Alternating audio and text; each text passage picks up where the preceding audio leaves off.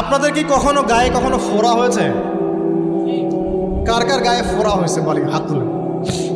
আচ্ছা, কেমন ব্যথা?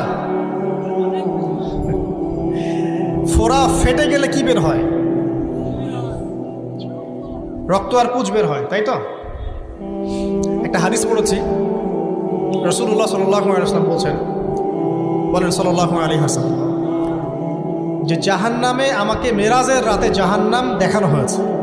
মেরাজের রাতে আমাকে জাহান্নাম দেখানো হয়েছে।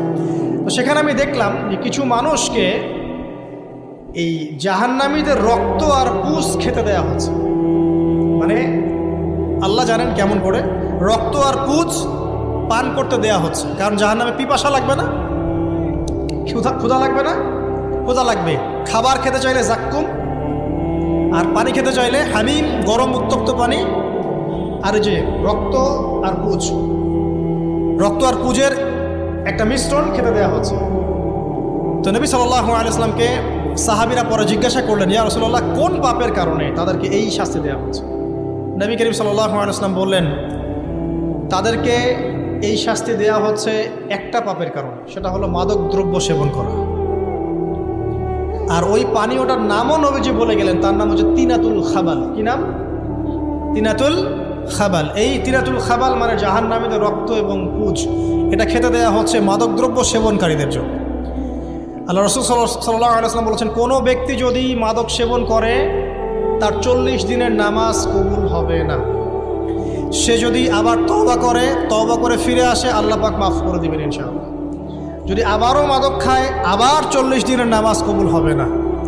তারপর যদি আবার তওবা করে, আবার আল্লাহ মাফ করে দিবেন ইনশাআল্লাহ। তারপর যদি আবার মাদক খায়, আবার 40 দিনের নামাজ কবুল হবে না। তারপর যদি আবার তওবা করে, আবার আল্লাহ মাফ করে দিবেন।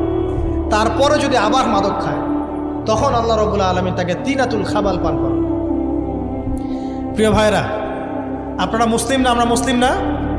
মুসলিম যুবকদের সবচেয়ে সেরা অস্ত্র হচ্ছে ঈমান এবং নৈতিকতা।